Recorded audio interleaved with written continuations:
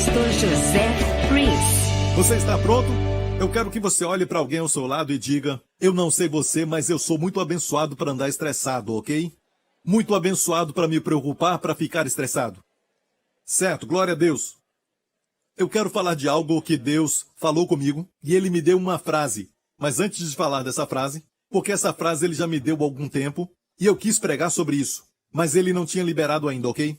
Eu pensei que ia pregar sobre isso na semana passada, mas acabei falando sobre arrependimento e o seu significado. Quantos foram abençoados com aquele ensinamento? Então hoje eu vou falar sobre isso e falar aquilo que Ele colocou no meu coração. Essa frase que Ele me deu. Mas antes disso, vamos olhar para um versículo que é muito conhecido por todos e como as pessoas usam este verso da palavra para se levantar contra o Evangelho da Graça. Eles usam essa passagem aqui, Romanos 6:1. Que diremos, pois? Permaneceremos no pecado para que a graça abunde? De modo nenhum. Nós que estamos mortos, tempo presente, já aconteceu, não pode ser repetido, morremos para o pecado. Como viveremos ainda nele? Amém? A resposta não é não faça, mas a resposta é uma impossibilidade. Para nós que morremos para o pecado, ainda vivermos nele. Amém? Você entendeu isso? Certo, mortos para o pecado. Pecado aqui é um substantivo. Quer dizer que você morreu para o estado do pecado. Você talvez pode cair em pecado, mas você não vai viver em pecado. Você não pode viver em pecado. Assim como quando você era um pecador, você fazia algumas coisas boas, mas não mudava o fato de que você era um pecador. Aquela bondade não mudava o seu status. Mas hoje é o oposto. Aleluia! Amém? Você pode até pecar, mas não muda o seu status para com Cristo. Então, como viver em pecado? Como continuar pecando se morremos para o pecado? Amém? Mas perceba que começa com esta declaração. Permaneceremos no pecado para que a graça abunde. Para que a graça abunde.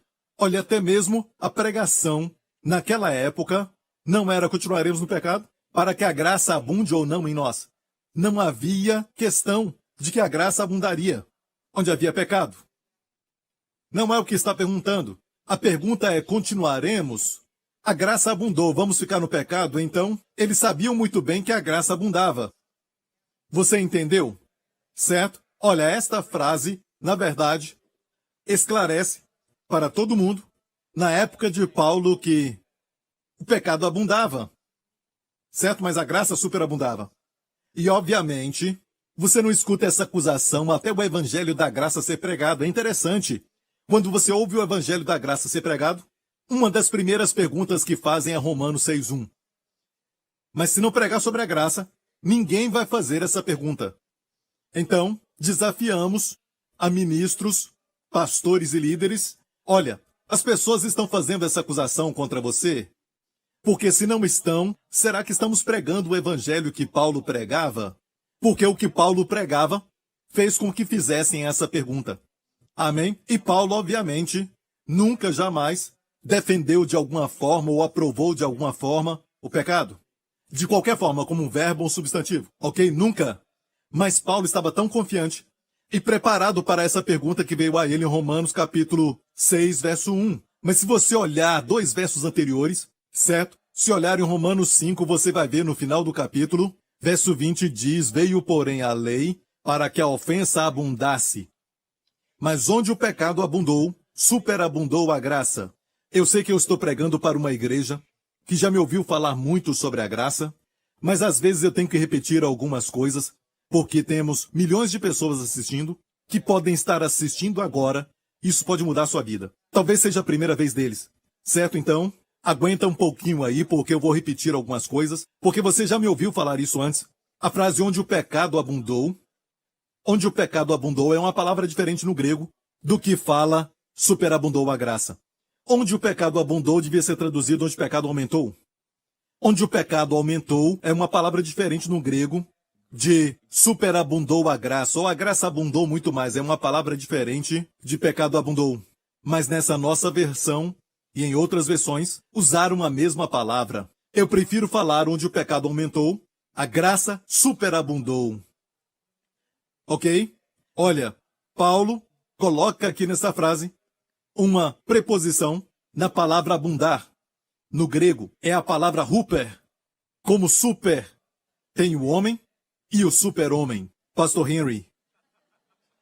Amém? Amém? Pastor Henry casou com a Ginny, a mulher de ferro. Quando se trata das finanças e tudo mais, na igreja. Amém? Uma boa administradora, amém? Então o pastor Henry é um homem de ferro. Mais ou menos. Quando nós colocamos uma preposição como super na frente do homem, temos super-homem, certo? E a palavra abundar está ali. Perúzio, certo? No grego. E Paulo coloca uma preposição huper, aperísio, e a melhor tradução que existe, certo? Quando você olha essa palavra, em todas as traduções que existem, é essa aqui. Kenneth Wuest, que foi um erudito do grego, e ele tem uma Bíblia que as pessoas acham que é difícil de ler porque ele tem a tendência de traduzir no pé da letra quando se trata do grego, mas ele é o melhor, pelo menos da forma que eu vi que ele interpretou este verso. Olha este verso na tradução de Kenneth Wuest, onde o pecado existia em abundância, a graça era superabundante e depois um pouco mais acrescentado a ela. E depois um pouco mais acrescentado a ela. Essa é a melhor tradução que eu já vi, porque mostra o grego e toda a sua riqueza. Amém? Onde o pecado abundou, a graça superabundou e depois algo ainda é acrescentado a ela. Glória a Deus, é como Deus tivesse criado o sol para abençoar a terra com sua luz e o seu calor. Mas os cientistas sabem que só uma fração da luz e do calor alcançam a terra. O resto, a superabundância dele é perdida no espaço. Então Deus pode criar uma reserva extra grande para te abençoar. Tem mais do que o bastante de graça para te salvar e te manter salvo. Tem uma graça superabundante e algo ainda acrescentado a ela, certo? Para curar o teu corpo, para prover as suas necessidades, para te libertar de toda a prisão, amém? Você não precisa depender de calmantes ou tranquilizantes, amém? Tem graça superabundante. E enquanto eu estava estudando isso, o Senhor falou comigo recentemente. Ele não me falou isso anteriormente, mas falou isso comigo agora. Ele disse, é uma graça desproporcional. A graça é desproporcional. Certo? A Bíblia diz em Romanos 5,17, porque se pela ofensa de um só, que foi Adão, a morte reinou por esse. Olha a graça desproporcional. Muito mais os que recebem, eu e você. A abundância, aqueles que não recebem, não é verdade para eles, ok? Mas para aqueles, nós que recebemos, o quê? A abundância da graça. E o dom da justiça, não a recompensa da justiça, mas o dom. Deus nos dá a justiça como um dom. Amém? Quem pagou por ele? O nosso Senhor Jesus Cristo. Com a sua vida, o seu sangue na cruz, amém? E quando você recebe esse dom, Deus te trata como a melhor pessoa no planeta Terra. Amém? Deus te abençoa como se você fosse Moisés, como se você fosse Elias. Amém? Mais do que isso, eles tinham a justiça imputada a eles, certo? Baseado na justiça do Antigo Testamento, mas nós temos a justiça de Deus em Cristo. Amém? A abundância da graça é aquele favor que você já conhece bem. Como falamos, o favor imerecido. Tem muitas pessoas que tentam melhorar esta definição e dizem que a graça não é só favor imerecido. A graça é empoderamento. Não. A graça não é definida como empoderamento.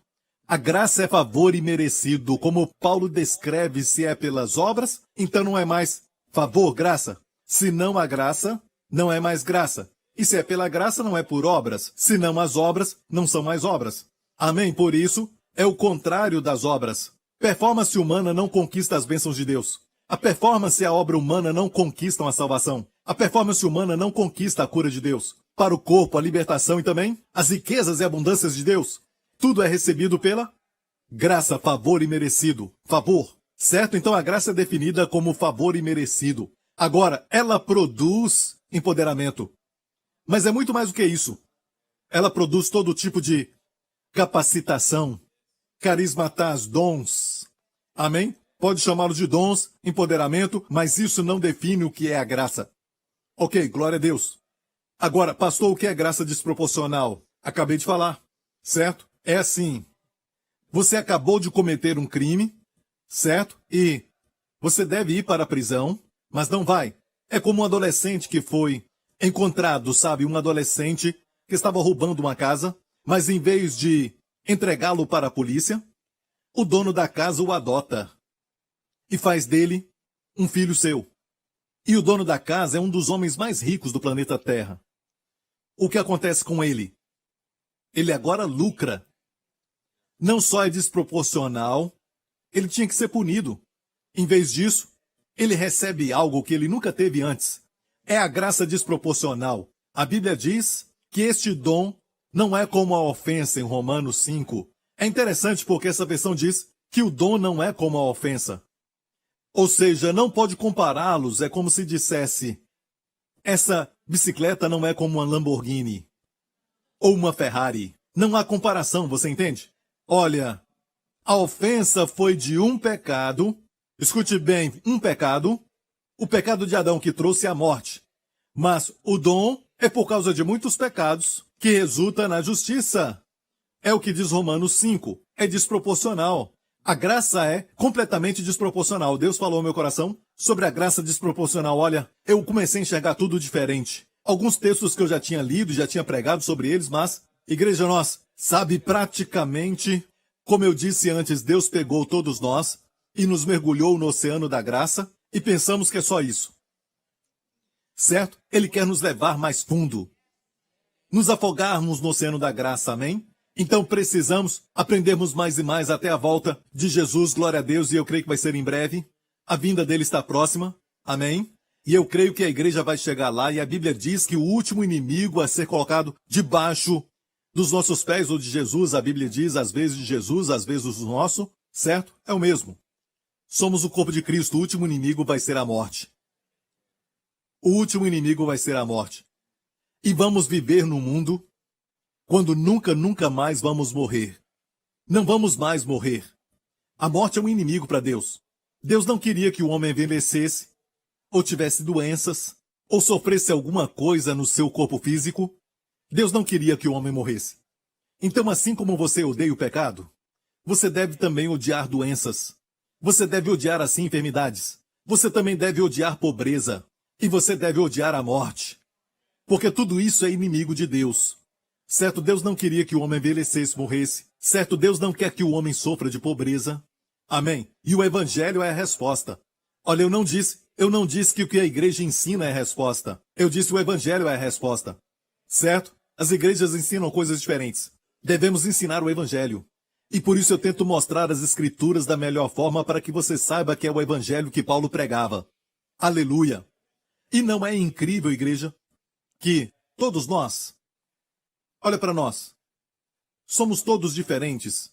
Temos um testemunho de um garoto de 18 anos que tirou nota máxima em todas as matérias, mas pertencia a uma gangue, foi preso algumas vezes, e na sua gangue ele era o melhor de lutas. Você conhece a história? E quando ele estava, então, na delegacia de polícia, Deus começou a falar com ele, mesmo que ele não era um cristão. Certo? E ele abriu o seu coração para Deus, e um amigo levou para a igreja. O resto você sabe a história. Deus pode pegar um membro de gangue e transformá-lo num pastor. Como está em Efésios, é a graça desproporcional. Em Efésios diz: aquele que furtava, não furte mais, fazendo com as mãos o que é bom, para que tenha o que repartir com o que tiver necessidade. Então, de um ladrão para um generoso. É a graça desproporcional. E nós sabemos que não só aqui nessa igreja, onde o evangelho chegou, temos visto coisas incríveis. Certo? Filhos que feriram o coração dos pais se tornarem pessoas que lideram jovens agora. Sabe, tudo isso é algo desproporcional. Deus não só diz não. Os 10 mandamentos só falam não. Não, não, não, não. Não roubarás, não matarás, não adulterarás. Amém? Mas eles não falam o que fazer. Como amar? Nos 10 mandamentos você não vê Deus amou o mundo de tal maneira. Jesus veio e falou isso. A lei foi dada por Moisés, mas a graça e verdade vieram por Jesus Cristo. Amém, igreja? Glória a Deus. E o que Deus quer ver nas pessoas é que elas tenham um pouco mais de apreciação por sua graça, por seu amor para com você. Aquele que agrada mais ao Senhor é aquele que conhece o amor do Senhor por ele. Essa pessoa vive consciente do seu amor e agrada ao Senhor mais. Eu realmente creio nisso. Quer dizer que você crê que Ele te ama. Isso é fé, e sem fé é impossível agradar a Deus. Olha, Deus nos ama de forma igual, mas Ele tem um prazer especial naqueles que creem que Ele os ama. Então, o nosso ministério, pastores e líderes, é, na verdade, falar com as pessoas sobre a imensidão do amor de Deus. É como, por exemplo, a oferta pacífica, ou seja, o sacrifício do cordeiro, que era assado no fogo, uma figura de Jesus na cruz, certo? O fogo do juízo de Deus caiu sobre Jesus por causa dos nossos pecados, ele não conheceu o pecado, mas tomou os nossos.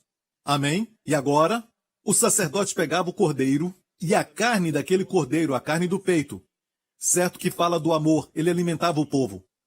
Alimentava o seu povo, os filhos e as filhas dos levitas, dos sacerdotes, comiam do peito da oferta pacífica. E eu acho que esse é o nosso trabalho como pastores. As pessoas vêm, ou você está aconselhando alguém, um amigo, pega um pedaço da carne, amém, o amor de Jesus e dá a eles. E você vai ter um lindo ministério. Certo? Falar somente sobre regras e regulamentos não vai ajudar ninguém. Amém, igreja? Agora pense nisso. O leproso, uma figura do pecado. Certo? Nada era pior na época do Antigo Testamento do que uma pessoa com lepra. Eram afastadas. Certo? Tinha leis e regulamentos sobre eles. Eles não podiam ter contato com ninguém. Certo? Não podiam nem ir para casa. Abraçar os filhos, amar a esposa, eles não podiam. Certo? E o que acontecia com o leproso em Levítico 14? Vemos algo sobre o leproso. Depois falou o Senhor a Moisés dizendo, lembre-se disso, quando Deus falava, ele sempre pensava no seu bendito filho. Quando Deus falava, ele sempre pensava no seu filho Jesus. Sabe, quando Deus criou os mundos, ok? Está em um capítulo, Gênesis capítulo 1. 10 vezes a Bíblia diz, disse Deus, disse Deus. Disse Deus, a terra produza ervas, e assim foi. Disse Deus, 10 vezes. Isso só em um capítulo. Certo? Criação. Quando se fala da redenção, salvar o homem do pecado, certo? Escreveu 7 capítulos. Em Êxodo, Moisés subiu, e Deus falou do tabernáculo, tudo sobre a redenção. Sobre o seu filho. Deus mostrou figuras do seu filho. É como se Deus abrisse o álbum de família e Deus falasse, olhe para o meu filho, olha o que ele fez aqui, aqui. Aqui ele é oferta pelo pecado e aqui ele é oferta pela transgressão. Olha isso. Olha para Jesus, certo? Aqui ele é o sumo sacerdote. Amém? E se compreendermos isso, vamos caminhar com Deus. E Deus é muito forte para com aqueles que, como por exemplo Nadab e Abiú, filhos do sacerdote, que estavam bêbados. E levaram fogo estranho para o tabernáculo e morreram. Por quê? Porque Deus falou que não deve ter outro fogo a não ser o fogo da cruz, onde o filho foi consumido, certo? Por seus pecados e meus. Deus disse, isso deve ser honrado para sempre. Se você tentar trazer outro fogo, além da cruz, Deus diz, vai ter morte no ministério. Ok, isso está no Antigo Testamento, eles morreram com um fogo. Foram tostados. Amém?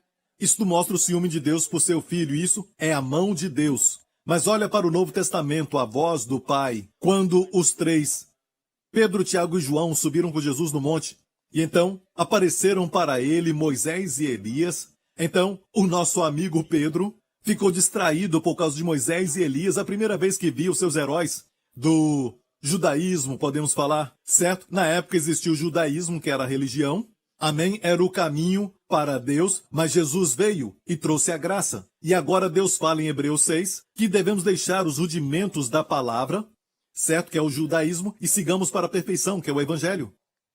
Amém? Se alguém retroceder, não há lugar mais para arrependimento. Amém? Glória a Deus. É impossível que se renovem para o arrependimento. Está falando disso, e o fato é que, igreja, quando se fala do Filho no Novo Testamento, e Pedro disse, que bom estarmos aqui, vamos fazer 3 templos, 3 tabernáculos, 3 tendas, uma para Elias, outra para Moisés e uma para Jesus. E Deus falou. Então vimos a mão de Deus no julgamento, certo? Aqui é mais gentil, certo? Com seu povo, mas mesmo assim, quando é feita por inocência ou deliberadamente, certo? Como Nadab e Abiú, Deus vai sempre intervir, se você esquecer, de colocar Jesus no lugar certo. Este é o meu filho amado. A ele ouvi. Não a eles, nem Moisés, nem Elias. O tempo deles passou. Escutem o meu filho. Amém? E por isso nos esforçamos em sempre fluir com o coração de Deus. Deus não disse marido a mais mulheres.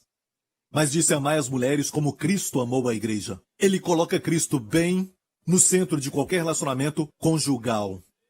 Ok, vamos continuar lendo. Mas olha o coração de Deus. Esta será a lei do leproso no dia da sua purificação. Será levado ao sacerdote. Graça. Será levado ao sacerdote. Sabe o que será levado? Tem uma terceira pessoa. Olha, o leproso representa você e eu. Você não quer ouvir isso, mas é a verdade. Estávamos no pecado. Estávamos no pecado se você já é salvo. Certo? Como leprosos.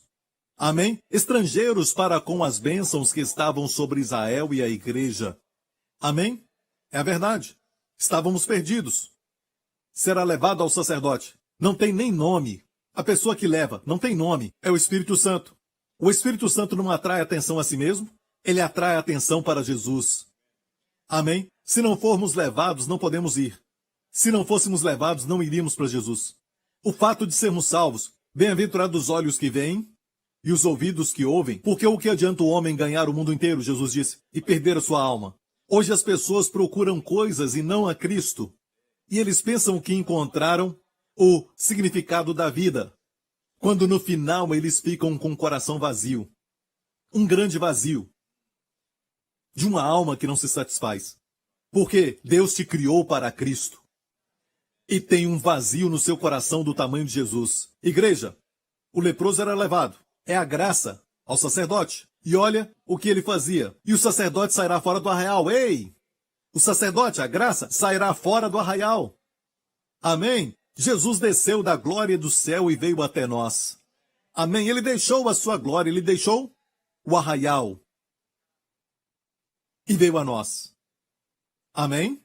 Glória a Deus. E o examinará, e eis que se a praga da lepra do leproso for sarada, isso aqui é o Antigo Testamento. Então o sacerdote ordenará que por aquele que se houver de se purificar se tomem 2 aves vivas e limpas. E essa história das 2 aves, uma era morta, certo? Depois o sangue. Ok, espera um pouco. Ela era morta, e a outra era molhada com sangue da morta, certo? Com pau de cedro e sopo e carmesim. Então aquela que estava viva, molhada no sangue, ok, da ave que tinha sido morta, se aspergia o leproso. E o sacerdote o declarava limpo. A ave que morreu é o nosso Senhor Jesus na cruz. A que ficava viva, aspergindo o sangue, é Jesus na ressurreição. Amém? E então ele ficava limpo, assim a nossa lepra, o nosso pecado é purificado. Mas não é a mensagem hoje. Eu já falei sobre isso, mas o fato é que a graça desproporcional está aqui. Olha bem no verso 14. E o sacerdote tomará do sangue da expiação da culpa. A oferta da expiação da culpa era um cabrito ou um cordeiro.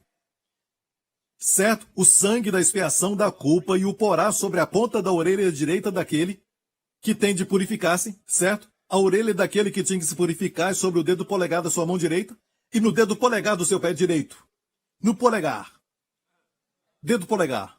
Era na ponta. Na ponta da orelha direita, por quê? Porque aquilo que você ouve afeta o que você faz. E o que você faz dá direção para você. Sabe?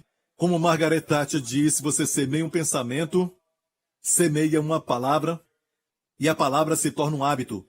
O hábito se torna o destino. Algo assim, ok? A mulher de ferro. Então, olha bem, o sangue era colocado na ponta da orelha direita, porque afeta o que você ouve, ou seja, Jesus purifica a sua mente. O seu sangue purifica a mente, porque o ouvir afeta a mente, certo? Aquilo que entra. Amém? A fé vem pelo ouvir a palavra de Deus e o medo vem por ouvir a palavra do homem. Seja mídia social ou o que for, às vezes só traz coisas negativas. Porque notícia boa não vende, mas a ruim sim. Certo? Aqui nós queremos boas novas. Certo? As verdadeiras.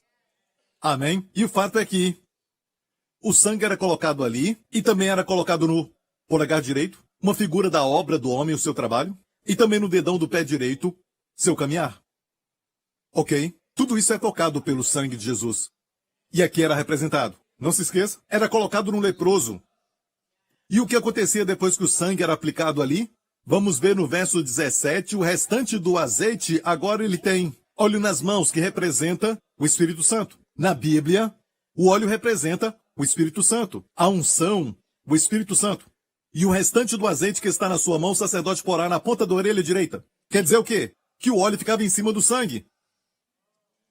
Ok? E o óleo ficava em cima do sangue na ponta da orelha e também no polegar e no dedão do pé. O sangue era aplicado e o óleo também. Onde o sangue de Jesus é aplicado, o Espírito Santo trabalha. O Espírito Santo sempre responde quando falamos do sangue de Jesus. O Espírito Santo não responde só você pregando sobre o Espírito Santo, mas ele sempre responde quando você fala do sangue de Jesus. Amém? Sobre a graça de Deus, aleluia. A igreja que prega, o ministério que prega sobre a graça de Deus, sobre o sangue de Jesus, sobre a obra concluída da cruz, sempre vai ter o Espírito Santo testificando aquele ministério. Amém? Isto aqui é muito legal. Mas antes disso, olha isso aqui, o restante do azeite, que está na mão do sacerdote, o porá sobre a cabeça daquele que tem de purificar-se. Agora o óleo está na cabeça. Graça desproporcional. Por quê? Eu vou explicar. Porque naqueles dias, os únicos que eram ungidos, certo? Eram os profetas, os sacerdotes e os reis. Vou repetir. Os únicos que recebiam a unção, e a unção quer dizer, enquanto os outros se esforçam, suando para realizar algo, certo? Você só toca em algo, aquilo prospera. Amém? Sem estresse. Amém? Graça desproporcional. Se você puder ver. Eu tenho que continuar e mostrar algo agora. 2 Coríntios 12. Muitos leem isso, nem entendem o que Paulo estava dizendo. Paulo estava passando por um problema na sua vida e por onde ele ia. O diabo enviava um mensageiro de Satanás. É muito claro, o espinho na carne não era uma doença. Eu já falei sobre isso em um outro culto. A Bíblia interpreta a Bíblia. A Bíblia usa espinhos no seu lado para falar sobre habitantes, pessoas. E Paulo disse que era um mensageiro de Satanás que o perturbava, era um espírito maligno que o seguia. E causava confusão onde Paulo pregava. E Paulo buscou o Senhor. 3 vezes ele orou sobre isso. E o Senhor respondeu assim: e disse-me, é Deus falando para Paulo, a minha graça te basta. O que ele falou para Paulo serve para nós também. A minha graça te basta. A expressão te basta, no grego, se ver no grego, a definição de Teias diz assim, é levantar uma barreira contra. Não é como alguns pensam, sofrer, a graça te basta para sofrer. Você está passando por essa luta, não se preocupe, a graça de Deus te basta. Pensamos assim, a graça nos basta para suportarmos, certo? Qualquer luta. A graça de Deus te basta. Não se preocupe com esse problema financeiro. A graça de Deus te basta. Mas a expressão te basta, certo? Teia, um erudito, ele falou que era levantar uma barreira para espantar, para defender. Ou seja, Deus falou que a graça é uma defesa contra tudo. Ok? A minha graça vai ser uma defesa. Olha, a expressão, a graça te basta, em outros contextos pode ser assim, mas não aqui neste contexto. Ok? A ideia de suficiente está ali, eu não estou falando que não está, mas olha a definição de Teias. Certo? É levantar uma barreira, uma defesa contra tudo isso. E ele diz, porque o meu poder se aperfeiçoa na fraqueza. E aperfeiçoar aqui é estar completo. Vou explicar. Se eu sou café, certo? E o café diz, eu me aperfeiçoo numa xícara vazia. Eu não posso me aperfeiçoar em uma xícara de chá. Você entendeu? Se a xícara está cheia, eu não posso completá-la. Você entendeu? Ou seja, você tem que dar para Deus esse vazio, certo? E este vazio são as coisas negativas da vida. Onde há doença, onde há fraqueza, o que é isso? Não tem saúde, certo? Está doente, sem saúde, ficou sem saúde. Onde existe qualquer tipo de sofrimento, isso é o que? Vazio da graça de Deus naquela área. Ok, escute muito bem. Deus disse o meu poder, e poder aqui no grego é dunamis, de onde vem a palavra dinamite. Poder. Poder de Deus. O meu poder se completa na sua fraqueza. Então, isso vai trazer uma revolução da graça desproporcional. Uau! Isso é o quê? Eu devia me alegrar com as minhas fraquezas. Não, a igreja não crê nisso. Eu disse eu devia me alegrar com as minhas fraquezas. Mas não. Nos alegramos com as nossas forças, escondemos as nossas fraquezas, não queremos que ninguém veja. Muito menos nos alegrar nelas. Mas, pastor, você está falando de nos alegrarmos disso? Vamos continuar lendo. De boa vontade, pois, me gloriarei nas minhas enfermidades ou fraquezas, para que em mim habite o poder de Cristo.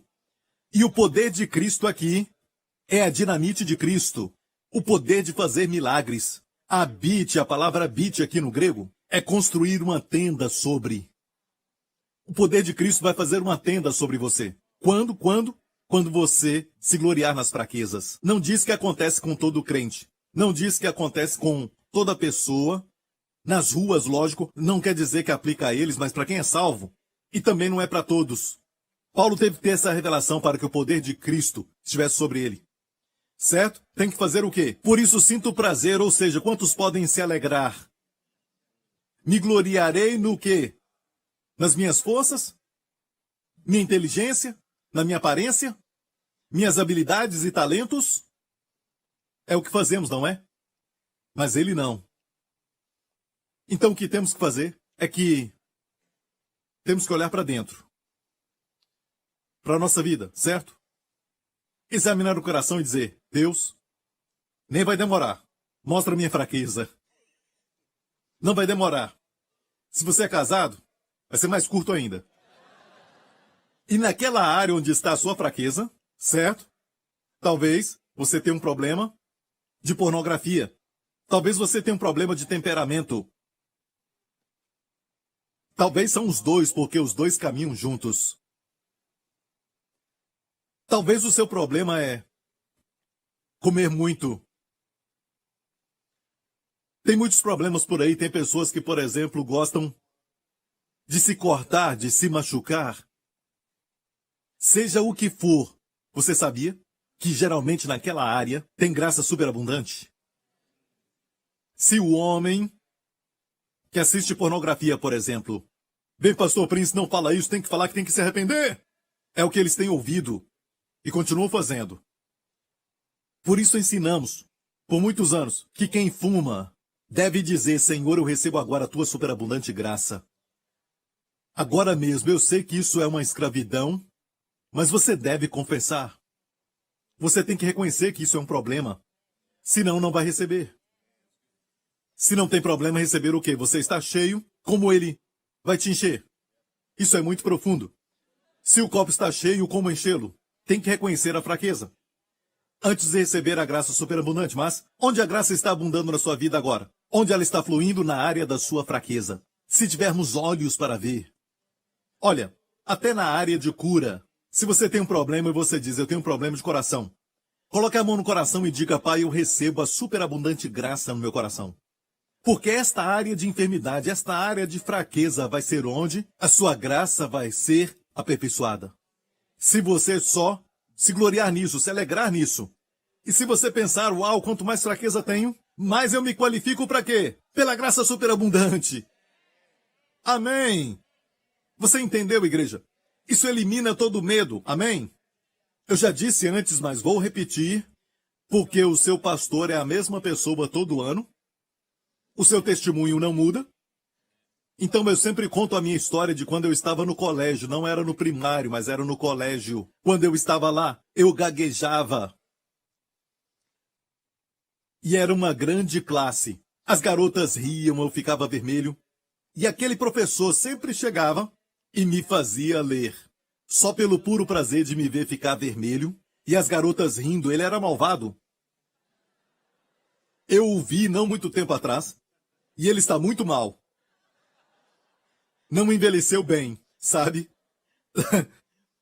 Mas um outro professor veio para a nossa igreja, alguns anos atrás, escreveu um bilhete para mim, e ela disse, o que eu estou vendo, eu esqueci o que ela disse precisamente, mas ela disse, o que eu estou vendo é um milagre. Porque ela me conhecia junto com aquele professor, na mesma escola. Certo? E eu ficava em pé e começava... E eu tentava muito, e quanto mais tentava, pior ficava. Quem gagueja? Quanto mais tentam falar claramente, tentam pronunciar as palavras, eles ficam pior. Foi essa revelação que, de alguma forma, me fez entregar a minha fraqueza para o Senhor. E eu disse, Senhor, só tua graça pode me transformar. E essa mesma área da minha maior fraqueza, que era a boca,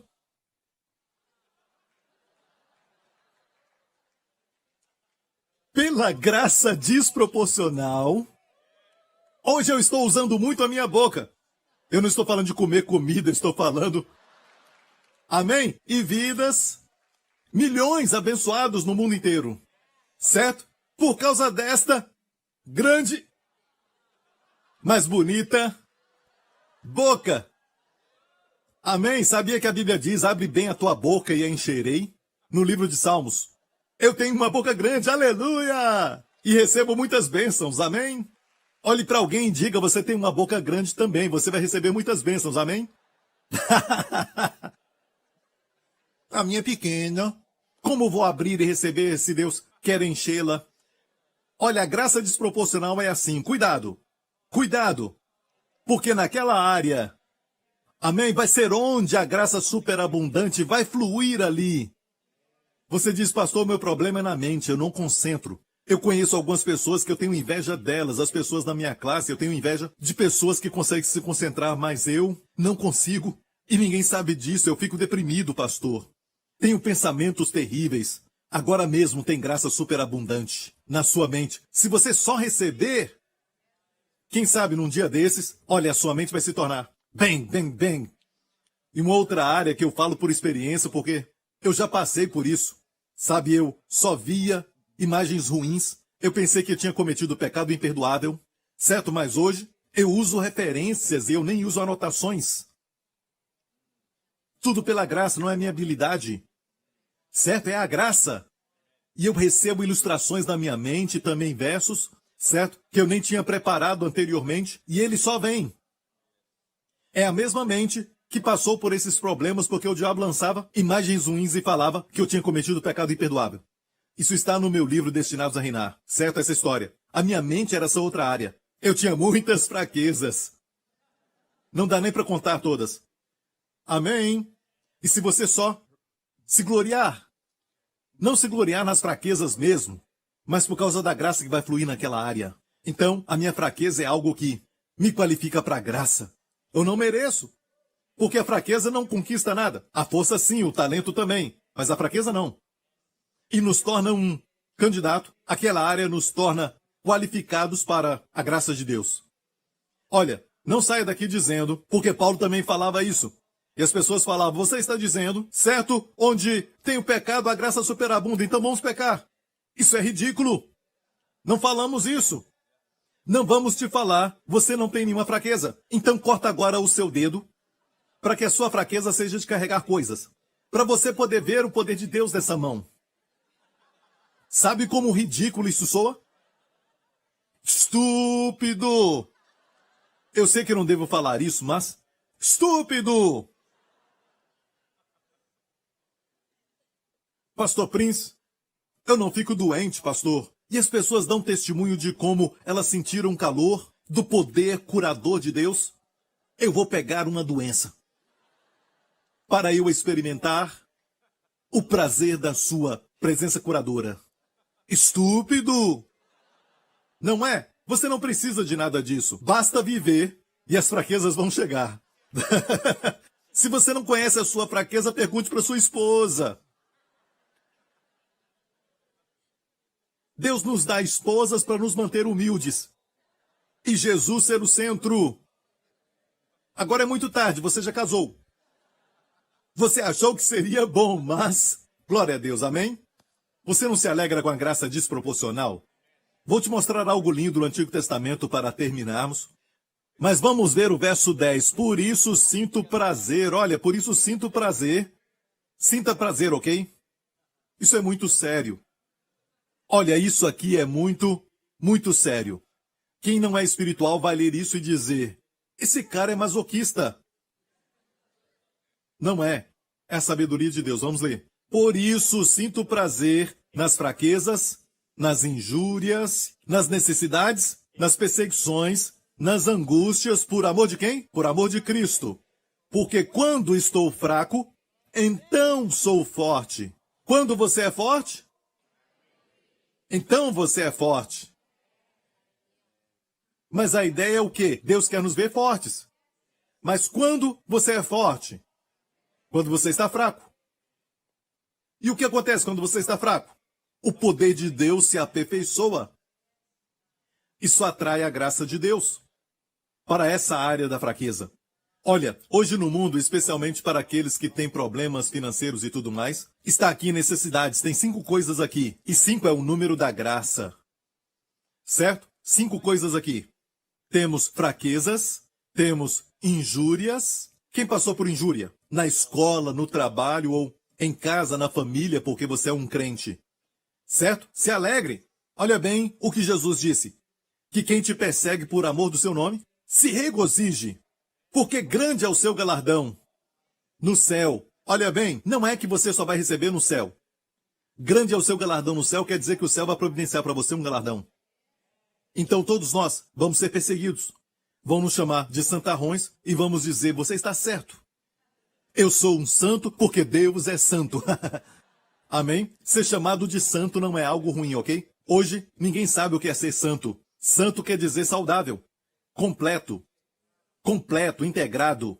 Sabe, no nosso dicionário tem uma palavra para saudável. São, S-A-O com tio. E a palavra são também é para santo, saudável. Quando você diz santo, S-A-N-T-O, é da mesma palavra de são, completo. Amém? Mas na Bíblia, santo é ser separado para Deus. Ou seja, o que você dá para Deus se torna santo. Amém? Aquele barco de Pedro, você sabe, ele pescou a noite toda e não pegou nada. Quando ele deu o barco para Jesus, para que ele pregasse, foi quando Jesus estava cercado pela multidão e ele olhou e ali estava o mar da Galileia. Você quer voltar a Israel? E ele subiu no barco de Pedro e você sabe que quando ele faz isso, ele está te elogiando. Ele está te preparando para algo grande. Grande bênção. O mesmo barco que ficou no lago a noite toda e não pegou nada. O mesmo barco. Depois que Jesus entrou, você vai ver as redes rompendo de tantos peixes que pegaram. Algo aconteceu com o barco. Ele ficou magnético. Agora recebeu a prosperidade de Deus. Jesus subiu nele. Glória a Deus. Então olha para essas 5 áreas. Tem alguma fraqueza na sua vida? Você tem? Pastor, eu tenho que pensar. Senhor, quão difícil é ser humilde, quando tem perfeição em todas as áreas. Quem me conhece me ama. Eu fico mais bonito a cada dia. Você conhece essa canção? Tem uma canção assim. Você tem fraquezas? Você passa por injúrias de pessoas? Pessoas falam mal de você? E necessidades? Sofre perseguição?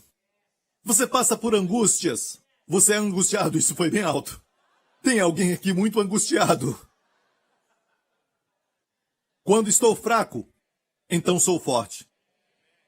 Amém? Então olha para essas áreas, igreja.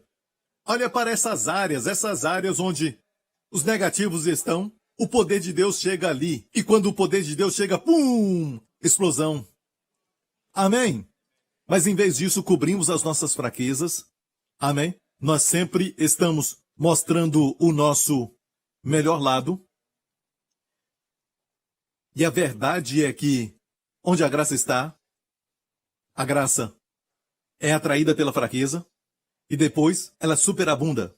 Se tão somente reconhecermos isso, abraçarmos isso, crermos nisso, cantarmos sobre isso, falarmos disso, focarmos nisso. E então, glória a Deus, aquela área vai ser aperfeiçoada. Porque aquela graça vai ser uma defesa contra este problema, contra esta fraqueza. Amém? Alguns estão piscando, pensando, não é? Comece com o prazer. Não estou falando que tem que ser assim como o apóstolo Paulo, que foi muito além. Certo? Vamos começar com alegria. Pastor, eu sou solteiro. Como me alegrar? Então, é uma necessidade. Abrace a graça superabundante e diga, Pai, eu me alegro agora, porque eu tenho essa necessidade. A tua graça superabundante está sempre presente comigo, para esta área. E olha isso, se você aceitar isso porque é superabundante, você não vai ter alguém normal. Ah, eu disse o quê? Superabundante. Você vai ter uma pessoa que vai ser melhor do que um, mas eu pensei melhor, porque isso é ruim. Eu não posso falar isso, sabe?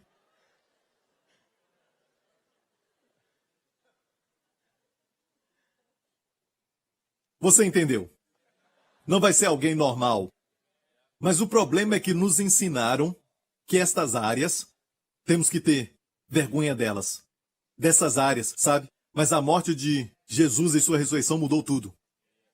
Em vez de pregar que o poder de Deus vai se manifestar nessas áreas, temos vergonha dessas áreas. Nós as cobrimos da melhor maneira, certo? E não aceitamos, mas eu te digo, eu já vi famílias e famílias e famílias que passou por lutas na área de ter filhos. Eles tentam e não conseguem. Mas eu já vi, quando eles creem em Deus e recebem a graça superabundante, e têm um filho, não é uma criança normal. Olha na Bíblia, pelas Escrituras, quando Manoá e sua esposa, que eram estéreis, certo, receberam a graça de Deus através de um anjo que foi a eles. Quem foi gerado por ela? Sansão. Os pais de João Batista eram velhos, estéreis, creram em Deus, receberam a graça. Não foi uma criança comum. Ele foi grande aos olhos do Senhor. Levou pessoas a Jesus, João Batista, amém? Você pode olhar para Isaac, o filho da promessa, e toda vez que uma mulher estéril, que um casal estéril, creu em Deus, aquela criança não foi comum. Por quê? Graça superabundante. A graça desproporcional para a necessidade. A necessidade é assim, Deus diz, eu não vou te dar só o que basta. Não vou. Não é a minha natureza, eu vou te dar uma reserva inesgotável como o sol. Muito é desperdiçado, mas pegue a luz e o calor que você puder. Amém? Olhar para o homem e para Deus, a mão de Deus é maior, para te dar provisão. Amém? Vamos olhar outro exemplo e já vamos terminar. Glória a Deus, mas você sabia que Jesus revelou só para 2 pessoas na Bíblia quem ele era? Quando ele esteve na terra. Você pensaria que seriam os discípulos, você pensaria que talvez seria um homem de Deus, como Nicodemos, aquele príncipe de Israel, aquele fariseu, líderes religiosos. Mas em vez disso, foi uma mulher que estava vivendo em adultério. E não só isso, mas ela já tinha tido 5 maridos. E a Bíblia diz que Jesus foi ao poço e se assentou no poço de Jacó ao meio-dia. Bem no meio do dia, quando estava muito quente. As mulheres não pegavam água. Ao meio-dia era muito quente em Israel. Mas ela tinha vergonha da sua vida. Mas ela queria evitar as mulheres, que geralmente iam de manhã pegar água. E quem estava esperando por ela? Jesus. Para uma pessoa. Graça desproporcional. E olha isso, Jesus conversou com ela de forma gentil. Ele não falou, você está em adultério, nada disso. Sabe o que ele fez? O que ele falou primeiro? A primeira coisa que ele falou para ela? Dá-me de beber. Ele pediu um favor para ela. Você viu? Hoje, se é uma prostituta, por exemplo, ou uma pessoa que nós chamamos não muito digna de conversar com ela, não pedimos nada para ela. Mas Jesus pediu para essa mulher que vivia em adultério um favor. Dá-me de beber.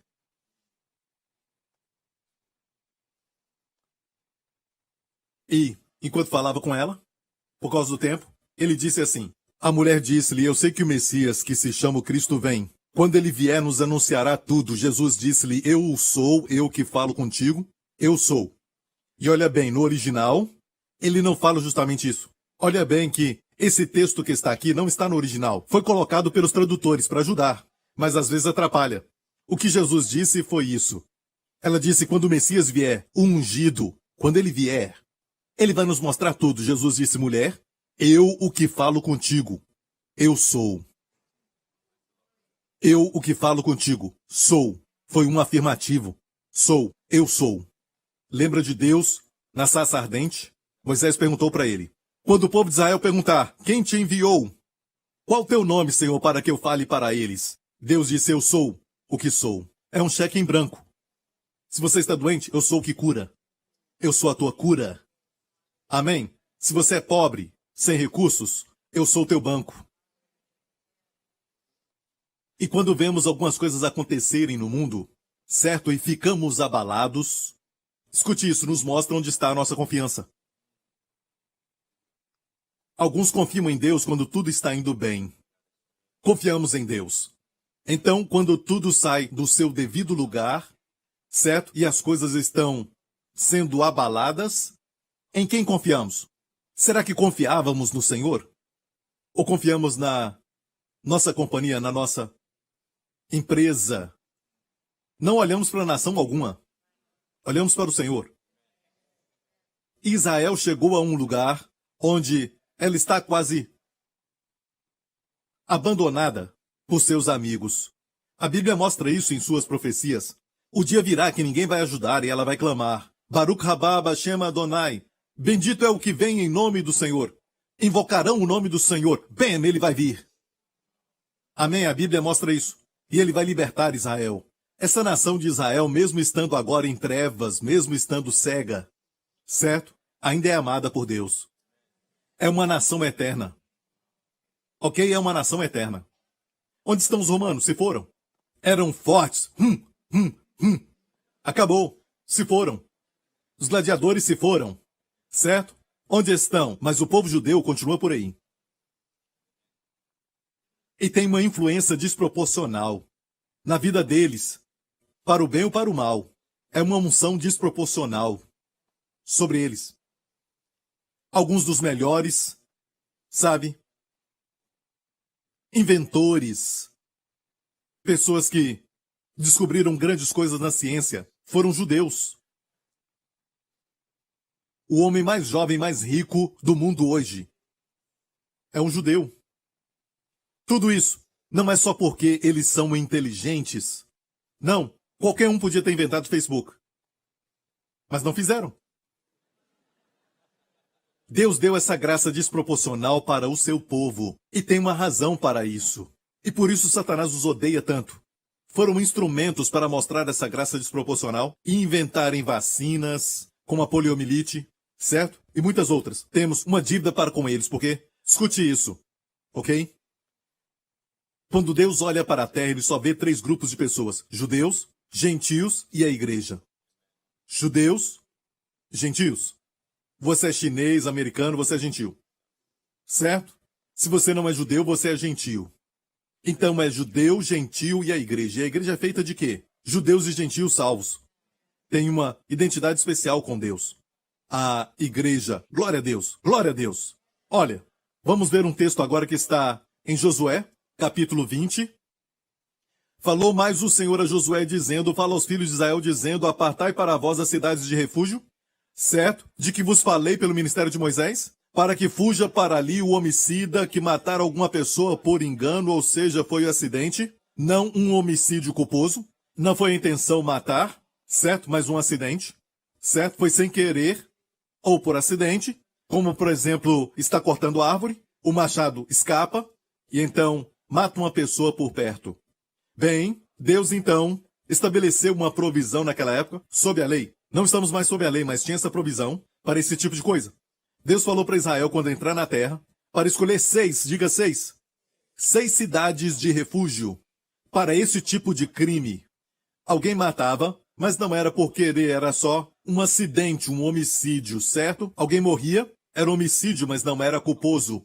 Eles tinham que fazer isso para que fuja para ali o homicida que matar alguma pessoa por engano e não com intenção, para que vocês sirvam de refúgio contra o vingador do sangue. Naqueles dias, uma pessoa que era parente da pessoa que tinha morrido tinha o direito de vingar. Seja qual for a razão, até mesmo por acidente, aquela pessoa se tornava então o vingador do sangue e atrás do culpado. E representa o quê? O diabo. Certo? Quando ele se tornava o vingador do sangue, ele se vingava. Ok? E o que acontecia? Vamos ler.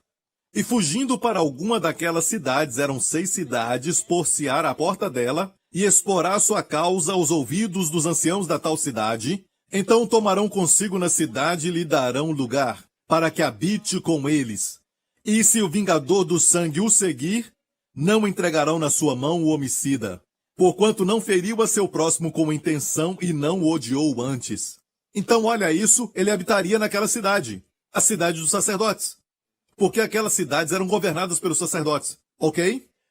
E habitará na mesma cidade até que compareça em juízo perante a congregação, até que morra um sacerdote. Ou seja, continua dizendo, então o homicida voltará e virá à sua cidade, à sua casa, a cidade de onde fugiu. Ou seja, quando o sumo sacerdote morria em Israel, e era só um, quando ele morria, então ele podia sair da cidade de refúgio e poderia voltar. Agora imagina, sabe que naqueles dias, pense assim, naqueles dias, os melhores recursos, as provisões mais abundantes, eram na verdade dos sacerdotes. Os sacerdotes eram saudáveis. Se você olhar as condições para ser sacerdote, não podia ter pinta, não podia ter uma mancha no corpo, não podia ser encurvado, era muito requisito. Então os sacerdotes eram saudáveis. Isso estava no DNA de Arão. Amém? E não só isso, mas eles comiam o melhor do grão, o melhor do óleo, o melhor do vinho.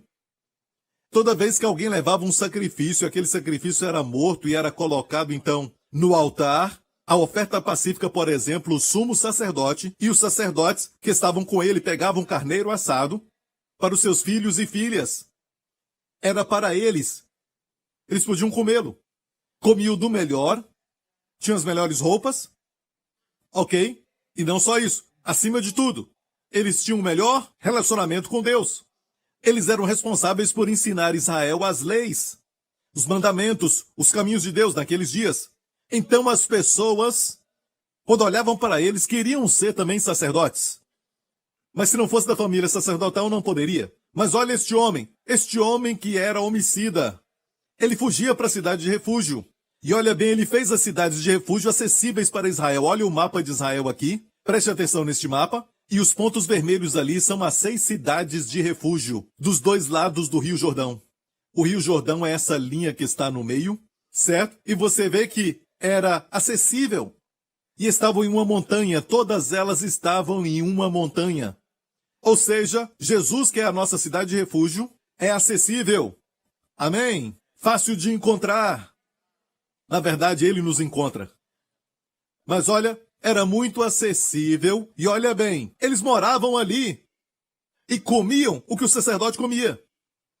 E escutava a música dos sacerdotes, que eram as melhores músicas. E era cercado por influências de santificação, pensamentos positivos. Amém? Não somente isso, mas era nutrido com a comida deles, a comida do sacerdote. E eles tinham que também providenciar roupa para aquele homicida. Vivia como sacerdote. Hey! Um israelita normal não podia entrar numa cidade de refúgio, só o sacerdote. Mas aqui tem um homicida que podia entrar. Ah, pastor, então se eu vivesse naqueles dias, sabe, eu mataria alguém? Não. Deus disse o quê? Não por intenção. E o que aconteceu foi que Jesus na cruz está representado aqui, porque aqui temos a cidade de refúgio. Jesus Cristo é o nosso refúgio hoje. Na cruz, Jesus colocou todos os crimes, sabe, daqueles gentios que se rendem a ele, debaixo da ignorância. Na cruz ele disse, Pai, perdoa-lhes, porque não sabem o que fazem. Assim ele os perdoou e colocou todos eles debaixo da ignorância. E no dia de Pentecostes, quando Pedro pregava, ele disse para os judeus, vocês mataram o príncipe Davi, a quem Deus ressuscitou, e Deus o fez governar sobre toda a casa de Israel. Eles ficaram com medo, mas Pedro falou assim, eu sei que fizeram por ignorância. Arrependei-vos, para que recebais o perdão dos pecados. E todo Israel agora está ignorante, certo? Estão cegos. Vão brigar com você se você falar que Jesus é o Messias.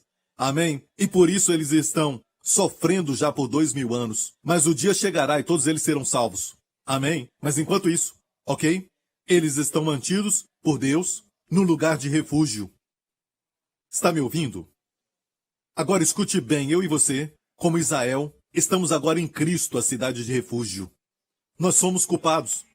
Graças a Deus por Jesus, a cidade de refúgio. Amém? E na cidade de refúgio, olha bem.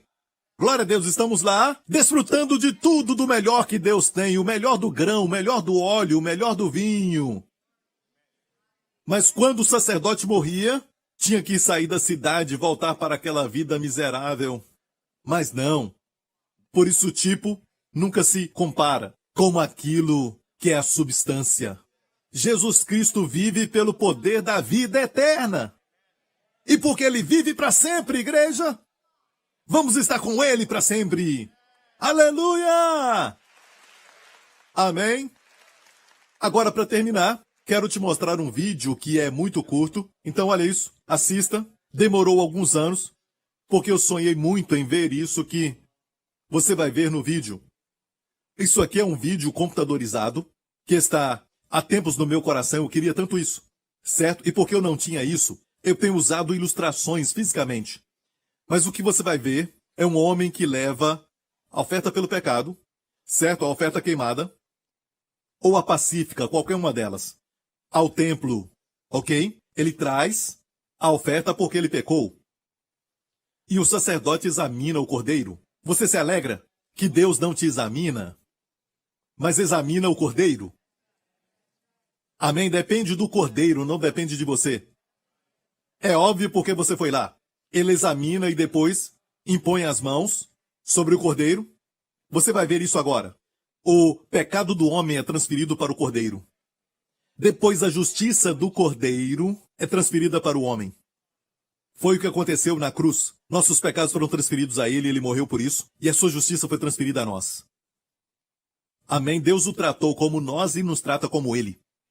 Hoje. E o cordeiro morria. E olha isso, você vai vê-lo indo embora com as bênçãos de Deus sobre ele. O ofertante vai embora com algo que ele não tinha. A justiça do cordeiro. Então agora, assista.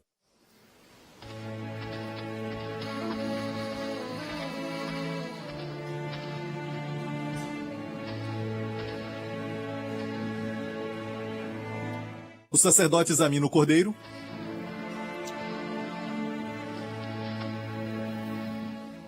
Procura defeito, manchas. Agora ele aprovou. O ofertante coloca suas mãos. Uma figura de Jesus, o Cordeiro de Deus que tira o pecado do mundo.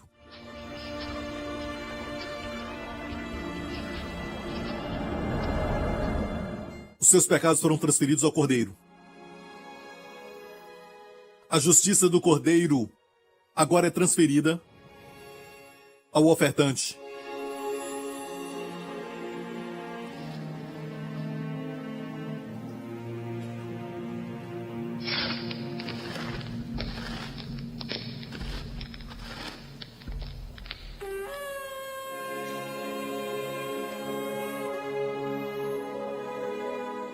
E ele vai embora com algo que ele não tinha. O favor, as bênçãos e a graça de Deus. Brilhando sobre ele, amém? Glória a Deus, aleluia! Amém! E este vídeo aqui foi feito pelo Patrick e toda a sua equipe. Então, glória a Deus por essas pessoas ungidas, amém? E eu estou preparando algo mais que eu vou estar pregando sobre Jesus na cruz, sabe? Isso vai ser algo poderoso para o mundo inteiro, mas esse vídeo vai abençoar multidões. Amém? Foi o que aconteceu na cruz. Olha, o ponto da mensagem graça desproporcional é que o ofertante vai embora com algo que ele não tinha antes. O favor, as bênçãos. Amém? Eu quero que você vá para casa hoje, ok? Com uma luz brilhando em você. As bênçãos de Deus. Amém? E se tem algo na sua vida, seja um problema, uma doença, até no seu coração, coloque a mão no coração e diga, Pai, eu recebo a graça superabundante para a saúde no meu coração. Se é problema de pressão alta, diga, eu recebo a graça superabundante, eu recebo a cura agora para a minha vida. Amém? Continue fazendo isso. E você vai ver, o seu coração vai ficar forte como de um cavalo. Mas não se esqueça, não é só para te curar, para consertar algo, não. É a graça superabundante. Amém? Dê a Jesus a glória, amém? Glória a Deus. Curve a sua cabeça, feche os seus olhos aqui neste lugar. E se você está aqui hoje, amigo, e não conhece esse maravilhoso Salvador, o bendito Filho de Deus, Deus te amou tanto, a Bíblia diz, que ele enviou o seu Filho para morrer pelos seus pecados. Jesus, naquela cruz, tomou todos os seus pecados. Não só os seus pecados, mas a sua vergonha, o seu julgamento, a sua condenação, a maldição. Ele tomou o seu lugar porque ele te ama. Deus te ama e o enviou com esse propósito para que ele te remisse da maldição. A palavra remir é como comprar. Olha, Deus criou a terra e para isso ele só falou. Mas para Deus te remir, Jesus teve que sangrar. Foi o preço da redenção. O pecado é pecado. E o pecado deve ser punido, senão Deus não seria justo. Mas Deus é amor e ele não quer punir o pecado na sua vida. Então Deus enviou Jesus para que ele fosse aquele, o substituto, o cordeiro, que leva os pecados para um lugar não habitado. E esses pecados nunca mais voltarão. Meu amigo, sua obra foi concluída. Sua obra foi total. A obra foi concluída. Você quer aceitar a obra concluída? Deus não te pede para fazer algo. Deus está te convidando para crer e receber o que Cristo fez. Se você quer isso e você está assistindo isso agora, ore de coração e repita essa oração. Diga: Pai Celestial, eu creio que Jesus Cristo é o Filho de Deus, que deixou a glória do céu e veio à terra para morrer por mim. E eu creio que Cristo tomou os meus pecados, se tornou responsável pelo meu julgamento e condenação. Ele morreu, foi sepultado e ressuscitou dos mortos, como uma declaração de que o pecado e a morte foram derrotados e os meus pecados foram perdoados. Jesus Cristo é o meu Senhor e Salvador, agora e para sempre. Obrigado, Pai, em nome de Jesus. E toda a igreja diga: amém, amém, glória a Deus.